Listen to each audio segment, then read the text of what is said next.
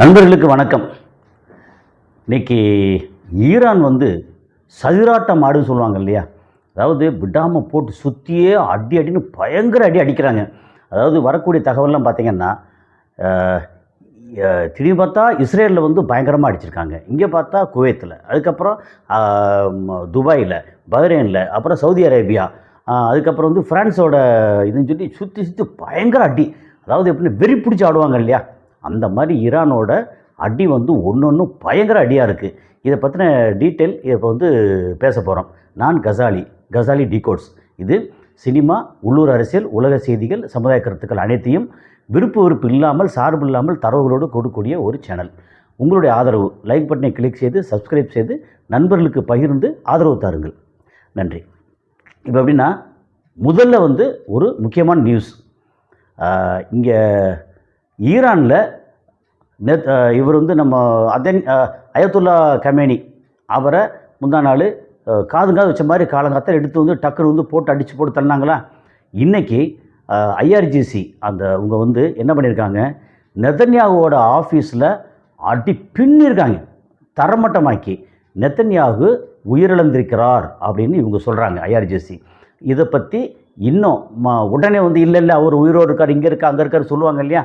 ஆனால் அவரை பற்றி தெரியல, இருக்காரா தெரியல, இல்லையா தெரியல அப்படின்னு எல்லா விதமான, அதாவது இஸ்ரேலிலிருந்து வரக்கூடிய செய்தியாக இருக்கட்டும், அமெரிக்க ஊடகமாக இருக்கட்டும், யூரோப்பியன் ஊடகமாக இருக்கட்டும், அல்லது அல்ஜசீரா, இங்கே எதை எடுத்தாலும் இவங்க ஸ்ட்ரெயிட்டாக இவங்க சொல்லிட்டாங்க. ஐஆர்ஜிசி என்ன சொல்லியிருக்காங்க, அந்த ஊடகம், ஈரானோட ஊடகம் நெதன்யாகுவை பொறுத்தல்ட்டோன்னு சொல்லிட்டாங்க.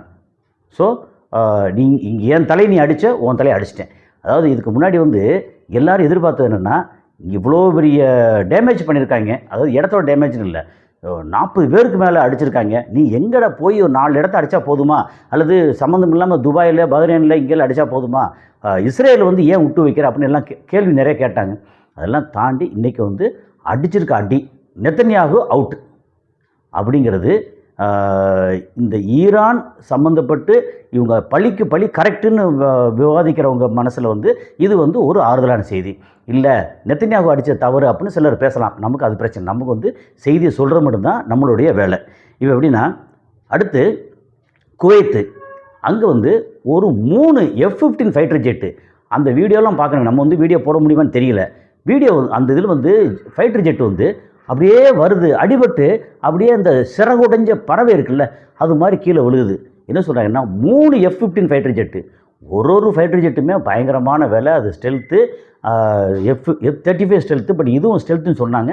ஆனால் பயங்கரமான வேலை. F-15, F-16, அதுக்கப்புறம் F-22 ராப்டர், F-35, அப்புறம் இது 3 தான் அடித்ததா அவங்களே ஒத்துக்கிட்டாங்க. என்ன சொல்கிறாங்க, நாங்கள் ஃப்ரெண்ட்லி ஃபயர்னு சொல்லி இது ஈரானோடதுன்னு சொல்லிட்டு நாங்களே அடித்தோம் அப்படின்னு சொல்கிறாங்க. இதெல்லாம் நம்புற மாதிரியா இருக்குது.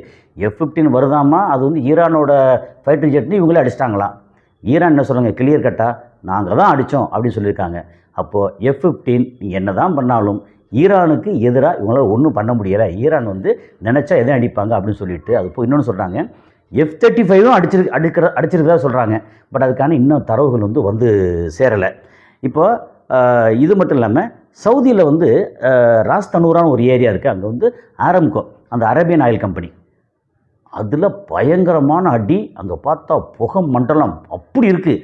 அங்கே போய் தாக்குனது மிசைல் மாதிரி தெரில. இவங்க சொல்கிறது ட்ரோன் வச்சு தாக்கியிருக்காங்க. ட்ரோன்லேயும் இன்னும் வெறுமனே சாதாரண போகுது. நம்ம என்ன இங்கே மேரேஜில் கல்யாணத்துக்கு ஷூட்டிங் எடுக்கிற ட்ரோனா அது பயங்கரமான ட்ரோன். அதில் 40-50 கிலோ வெடிமருந்தோடு போகும். போட்டு அடின்னா அங்கே ஏற்கனவே ஆயில் வேறு அடிச்சதில் பயங்கரமாக வந்துக்கிட்டு இருக்குது. இப்போ எல்லோரும் அலறிட்டு இருக்காங்க, அவ்வளோ மோசமாக. அதாவது எப்படின்னா, நீ சம்மந்தம் இல்லாமல் அடிச்சல, அடிக்கிறதுக்கு, அதாவது அமெரிக்காவும் இஸ்ரேலும் ஈரானை பெருந்தலைகளை பூரா காலி பண்ணல, நாங்கள் திருப்பி அடிக்கணும். அதுக்கு நீ எங்களை அடிக்கிறதுக்கு சவுதி அரேபியா, UAE, கத்தார், பஹ்ரைன்லாம் நீ அவங்களுக்கு ஹெல்ப் பண்ணல, உங்களையும் சேர்த்து அடிப்பேன் அப்படின்னு ஒரு இடமா. அது இல்லாமல் பஹ்ரைன் சின்ன ஒரு தீவு, நாசமாயிருச்சு பஹ்ரைன். இது எவ்வளோ தான் நாசமாயிருக்கு அப்படிங்கிறத இனிமேல் தான் ஒன்று ஒன்றா தெரிய ஆரம்பிக்கு. எல்லாம் ஷட்டாகி போயிருக்கு. அது போக துபாய் பார்த்திங்கன்னா, ஏற்கனவே நேற்றே சொல்லியிருந்தோம், துபாயில் வந்து வரிசையாக அங்கே வந்து ஃபேர்மவுண்ட் ஹோட்டலாக இருக்கட்டும், ஏர்போர்ட்டாக இருக்கட்டும், அல்லது ஜெபல்டி போர்ட்டாக இருக்கட்டும், அல்லது பாம் ஜுமேராவாக இருக்கட்டும், இப்படின்னு ஒரு இடத்துலையா அடித்து இன்றைக்கி வந்து அமேசான் டவர் அப்படின்னு இருக்கு. அவங்க வந்து க்ளவுட்ஸ் இதெல்லாம், அதாவது இவங்களுக்கு முக்கியமான சேவை, இந்த மாதிரி கம்யூனிகேஷன் சேவை எல்லாம் பண்ணுறது வந்து அங்கே அமேசான் டவர். அதை குறி வச்சு இன்றைக்கி அடிச்சிருக்காங்க. அது போக வந்து எல்லாம் அங்கே வந்து ஹோட்டல்ஸில் டாலஸ்ட் டவர் ஹோட்டலில் ஆள் இல்லை, எல்லாத்துக்கும் கீழே இறக்கிட்டாங்க.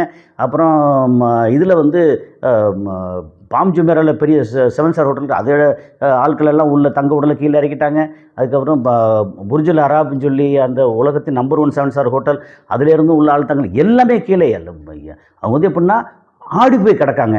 சாதாரணமாக 2 மாடி 3 மாடி 5 மாடியில் அங்கங்கே இருக்காங்க இல்லையா, அவங்க வந்து சரி பரவாயில்ல சேஃபாக இருக்காங்க. மற்ற எல்லா இடமும் அடி. அந்த மாதிரி இப்போ என்ன பண்ணியிருக்காங்கன்னா, இன்றைக்கி ஒரு அவசரமாக சிலர் வெளியே போகணும் அப்படிங்கிறதுக்காக ஒரு லிமிட்டெட் ஆட்களை கொண்டு போய் சேர்க்கறதுக்கு ஏர்போர்ட்டை வந்து கொஞ்சம் ஓப்பன் பண்ணியிருக்காங்க. நாட் ஃபார் ஆல் பப்ளிக் அப்படின்னு சொல்லியிருக்காங்க. சரி, இது இங்கே தான் அடித்தாங்க அப்படின்னா, அபுதாபியில் ஏற்கனவே கொஞ்சம் அடிபட்டிருக்கு, பெருசாயில் கொஞ்சம் அடிபட்டிருக்கு. அது இல்லாமல் இன்றைக்கி ராசல் கேமா எடுத்திங்கன்னா கரெக்டாக அங்கே ஈரான்லேருந்து ராசல் கேமா ரொம்ப பக்கம். ஓகே, ஏன்னா இந்த யுஏஇ அப்படி போய் அங்கே முற்ற இடத்துல அங்கே ராசல் கேமா, அதுக்கப்புறம் மேலே போனால் அங்கே குவைத்தோ இல்லை இது வரும், ஈராக் வரும். ஸோ ராசல் கேமா அங்கே ஒரு பெரிய அளவுக்கு தாக்குதல், அதோட வீடியோவும் பார்த்தீங்கன்னா பயங்கரமாக இருக்குது. அதுக்கப்புறம் கத்தாரில் அமெரிக்காவுடைய தளத்தை சூறையாடி இருக்காங்க. அது வந்து என்னென்னா, செய்தியை வந்து வெளியே விடாமல் வச்சுருக்காங்க. முடிஞ்ச அளவுக்கு நம்ம மக்கள் வந்து அங்கங்கே எடுக்கிறது எல்லாத்தையும் கொஞ்சம் கொஞ்சம் வந்து எல்லாம் வந்து சேருது. அதுக்கப்புறம் வந்து அங்கே துபாயில் என்ன சொல்லியிருக்காங்க, இந்த மாதிரி ஏதாவது நீ வீடியோ எடுத்து உங்களுடைய இன்ஸ்டாகிராம்லேயோ ஃபேஸ்புக்லேயோ இதுலேயோ யூடியூப் அதுன்னு சொல்லி சோசியல் மீடியாவில் போஸ்ட் பண்ணீங்க அப்படின்னா நம்ம இந்திய ரூபாய்க்கு 2 லட்ச ரூபா ஃபைன் அப்படின்னு இருக்காங்க. இந்திய ரூபாய்க்கா அல்லது அங்கே உள்ள இந்திய ரூபாய்க்கு நினைக்கிறேன் 2 லட்ச ரூபா ஃபைன் ஒரு போஸ்ட்டுக்கு. ஃபைன் போட்டால் என்னத்துக்காகும்? ஒரு 10 போஸ்ட்டு போட்டால் வந்து 20 லட்ச ரூபா கட்டணும், சொல்லி முடிஞ்சிடும். அது போக நினச்சா திடீர்னு ஜெயிலில் போடுவாங்க. அவங்க வந்து அவங்கள பற்றி எதுவுமே வெளியே வரக்கூடாது அப்படின்னு நினைக்கிறாங்க. ஆனால் துபாயில் அடிச்சிருக்காட்டி நிறைய வெளியே வந்திருக்கு.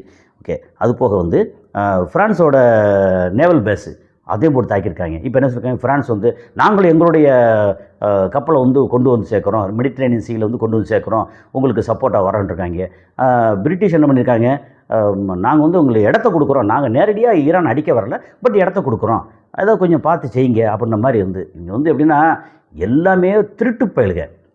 அமெரிக்கா வந்து பெருந்திரிடம் பெரிய ரவுடி அப்படின்னா அவங்களுக்கு சப்போர்ட்டாக கூட இருந்து என்னத்தையாவது வந்து அவங்க கடித்து தூப்பி போட்டதை நமக்கு எதாவது கிடைக்குமா அப்படின்னு பார்க்கக்கூடியவங்க தான் பிரிட்டன், மொத்தத்துக்கு யூரோப்பியன் யூனியன் இருக்க, நேட்டோவில் இருக்கிற அவங்க எல்லாமே சரியான காவாலி பயலுக, திருட்டு பயலுக. இந்த ஏரியாவில் வந்து இங்கே வந்து அடிச்சிட்டாங்களாம். அதுக்கப்புறம் வந்து அங்கே அமெரிக்காவில் வெளியுறவுத்துறையிலேருந்து அவன் பேசிகிட்டு இருக்கான். வந்து என்ன பேசுகிறான்னா, அவர் அயத்தோல்லா கமேனிக்கு ஒரு வாய்ப்பு இருந்துச்சு, நம்ம சொன்னதை கேட்டுட்டு இருந்தால் இந்நேரம் அவர் வந்து மரணம் அடைச்சிருக்க வேண்டியதில்லை அப்படின்னு. அதாவது எவ்வளோ தூரம் வந்து ஒரு திமிரு தெனாவட்டு இருந்தால் அடுத்த இடத்துல வந்து அவங்கள வந்து நீ சரண்டர் ஆகு, இது பண்ணு, எனக்கு அடிமையாருன்னு சொல்லுவானா. அதை வந்து இவங்க கேட்கல அப்படின்னா அடிப்பாங்களாம். அடிச்சதுக்கப்புறம் இந்த மாதிரி இருந்துச்சு, வேறு வழி இல்லை, அதனால தான் நாங்கள் வந்து எலிமினேட் பண்ண வேண்டிய வந்துச்சு அப்படின்னு. டேய், உங்களுக்கு காலம் வந்து மாறிக்கிட்டு இருக்கு. இன்றைக்கி வந்து இவன் வெறி பிடிச்சி அடிச்சுக்கிட்டு இருக்காங்க இல்லையா, சாதாரண அடி இல்லை. இப்போ என்னென்னா, இஸ்ரேலில் வந்து சரி இவ்வளோ தூரம் நடந்துச்சு, சுற்றியே வந்து சவுதி அரேபியா, கத்தார், பஹ்ரைனு இதெல்லாம் அடித்தாங்கல்ல, யுஏஇ இதெல்லாம் அடித்தாங்கல்ல. இப்போ வந்து இஸ்ரேலில் வந்து அடித்தாங்கன்னு கேட்டால், இஸ்ரேல் டெல் அவீவெல்லாம் வந்து பயங்கர அடி. அது இல்லாமல் என்ன பண்ணியிருக்காங்கன்னா, இஸ்ரேலில் வந்து வாட்டர் பிளான்ட்டு அதை அடித்து காலி பண்ணியிருக்காங்க. அதுக்கப்புறம் வந்து அங்கே இருக்கக்கூடிய ஆயில் பிளான்ட் இருக்கு இல்லையா, ரிஃபைனரி, அதை அடிச்சிருக்காங்க. அது போக வந்து நியூக்ளியர் என்ரிச்மெண்ட் பிளான்ட் இருக்குல்ல, அதையும் அடிச்சிருக்காங்க. அவங்க வந்து ஈரான் வந்து இந்த அடி அந்த அடி இல்லை, இஸ்ரேல் வந்து நாசப்படுத்தியிருக்காங்க. அது போக வந்து இஸ்ரேலில் மேலே வந்து ஹிஸ்புல்லா, இவங்களுக்கு சப்போர்ட்டுக்கு ஹிஸ்புல்லா வந்து அங்கேருந்து அடிக்க ஆரம்பிச்சிருக்காங்க. இவங்க வந்து இஸ்ரேல் பதிலுக்கு வந்து லெபனானை போட்டு அடிச்சிருக்காங்க, வான்வெளி தாக்குதல். ஏன்னா இவங்களுக்கு வந்து வான்வெளி தாக்குதல் மட்டும்தான் தெரிய முடியும். ஸோ இந்த மாதிரி மாறி வந்து அடி. இப்போ இஸ்ரேல்லாம் வந்து வாங்கியிருக்க அடி சாதாரண அடி இல்லை. அதுக்காக ஈரான் வந்து சும்மா ஒருமே காயமே இல்லையானா, ஈரான் வந்து டெஹ்ரானை வந்து அடித்து பிச்சிருக்காங்க. டெஹ்ரான் ஏற்கனவே நிறைய அடிபட்டு ரொம்ப மிதிப்பட்டு கிடந்த நாடு தான், இப்போ இன்னும் வந்து பயங்கரமாக அடிச்சிருக்காங்க. ஆனால் இவங்க திருப்பி இவ்வளோ தூரம் அடிப்பாங்க, இவளை சஸ்டெயின் பண்ணுவாங்க, அந்த தலைமையை போச்சு அப்படின்னா அப்படியே ஐயோ போச்சுன்னு செதறிடுவாங்க அப்படின்னு நினச்சாங்கல்ல. இல்லை, அந்த தலை போச்சுன்னா அதை விட வீரியமாக இன்னொரு தலை வந்திருக்கு. ஒரு ஐஆர்ஜிசி தலைமை வந்து அவங்க போட்டு தள்ளிட்டாங்கன்னா வீரியமாக இன்னொரு தலைமை வந்திருக்கு அப்படின்னு பயங்கரமாக வந்து பண்ணிட்டு இருக்காங்கல்ல. இப்போ என்ன பண்ணுறாங்க, யூஎஸ் என்ன பண்ணுறாங்கன்னா பேச்சுவார்த்தைக்கு வாங்கன்னு கூப்பிட்றாங்க. அதாவது டேய் யாரா நீங்கள் அடிப்பீங்களாம் பெருந்தலைகள்லாம் போட்டு தள்ளுவீங்களாம், இப்போ வந்து பேச்சுவார்த்தைக்கு வந்து உங்களுக்கு எங்களோட வந்து அப்படி கொஞ்சம் இதாக வாங்க அப்படின்னு சொல்லி சொல்லுவாங்களாம். இவங்க என்ன சொல்லிட்டாங்க வந்து நம்ம அலி லாரிஜானி என்ன சொல்லிட்டார் வந்து no more talks with US அப்படின்னு. அது போக இங்கே அப்பாஸ் ஆராய்ச்சி என்ன சொல்லியிருக்கிறாரு, யூஎஸ் வந்து நாங்கள் நம்பலை, பேச்சுவார்த்தைக்கு நாங்கள் வரலாம், பட் யூஎஸை நாங்கள் நம்பலை. அப்போ யூஎஸை நம்பலைன்னா இப்போ யாரை நம்பி வந்து பேச்சுவார்த்தைக்கு வருவாங்க? பேச்சுவார்த்தை கிடையாது. ஓகே, இதெல்லாம் ஓகே. இது வரைக்கும் நம்ம பேசுனதெல்லாம் அவன் வந்து தனியாக ஒரு ஆள் நின்று சுற்றியே 15 பேர் அடிச்சுக்கிட்டு இருக்காங்க ஈரான். அவங்க வச்சுருக்க அந்த அம்யூனிஷன் ஆயுதம் இதெல்லாம் பார்த்தா பயங்கரமாக இருக்குது. அப்புறம் திரும்பி பதிலுக்கு வந்து அமெரிக்காவும் இஸ்ரேலும் அவங்கள அடிக்கிறாங்க. அதுக்கப்புறம் யூஏ என்ன பண்ணியிருக்காங்க, மிரட்டல் விட்டாங்க, நாங்கள் திருப்பி உங்களை அடிக்க வருவோம்னாங்க. எப்படி அடிப்பீங்க? அது ஏற்கனவே அமெரிக்கா அடிச்சிட்டு இருக்காங்க, அமெரிக்கா பேஸ் இருக்குது, அமெரிக்கா அடிக்கிறதுக்கு பேஸெல்லாம் கொடுத்துட்டீங்க, நீ திருப்பி என்னத்தை அடிக்க போகிறீங்க? ஒன்றும் பண்ண முடியாது. ஆனால் இதுலேயே நமக்கு எழக்கூடிய ஒரே ஒரு கேள்வி தான், ரஷ்யா சைனா என்ன பண்ணுறாங்க? இந்நேரம் ஒருவேளை சைனா அவன் வந்து கப்பலை கொண்டு வந்து நிறுத்தி சைனா ஆட்கள் நீங்கள் வந்து என்னை ஈரான் அடிக்கிறீங்க, அடித்தா நான் திருப்பி அடிப்பேன் அப்படின்னு ஒருவேளை சைனா மட்டும் இறங்கியிருந்தாங்கன்னா ஒன்று உலகப்போர் பெருசாக வந்திருக்கும், அல்லது சமாதானமாக இருக்கும். ஏன்னா இவன் வந்து ஒரு தனி ஆளாக அனாதை மாதிரி வந்து அடிச்சுக்கிட்டு இருக்கான். ஆனால் தைரியம் அடிக்கிற அது வேறு விஷயம். ஆனால் சைனா வந்து இதை பண்ணுறேன் அதை பண்ணுறேன், நான் அம்யூனிஷன் தர்றேன், உங்களுக்கு வந்து ஃபியூல் தர்றேன், அதை தர்றேன், ராக்கெட்டுக்கு ஃபியூல் தரேன் அப்படின்னு பயங்கரமாக வந்து எல்லாம் சொல்லிட்டு இருந்தாங்க. கப்பலாக வந்து இறங்குச்சுன்றாங்க, எல்லாம் பண்ணாங்க. ஆனால் வேடிக்கை பார்க்குறாங்க. ஸோ இது வந்து சைனாவை நம்புறது நல்லதில்லை அப்படின்ற மாதிரி வந்து இப்போ இது ஒரு விஷயம் வந்து இந்த உலகத்துக்கு ஒரு பாடம் அப்படின்ற மாதிரி. அமெரிக்கா என்ன பண்ணுறான், நேரடியாக அவன் வந்து யுத்தத்தில் இறங்குறான், இஸ்ரேல் அடிக்கிறியா நான் வந்து இறங்குறேன் அப்படின்றான். அதே நேரத்தில் சைனா வந்து அப்படி இல்லை, வேடிக்கை பார்க்குறேன், நீ வந்து பொழைச்சி கிடந்தா நான் திரும்பி உன்ட்ட எண்ணெய் வாங்கிக்கிறேன், பொழைச்சி கிடைக்கலன்னா நான் வேறு இடத்துல எண்ணெய் வாங்கிக்கிறேன் அப்படின்ற மாதிரி. ஸோ இது வந்து எப்படின்னா ஒரு மூன்றாம் தரமான ஒரு நடவடிக்கை அப்படிங்கிறதான். அதே மாதிரி ரஷ்யாவும் ஈரானும் 20 வருஷம் இராணுவ ஒப்பந்தம் போட்டாங்க. எதுக்கு அந்த ஒப்பந்தம்?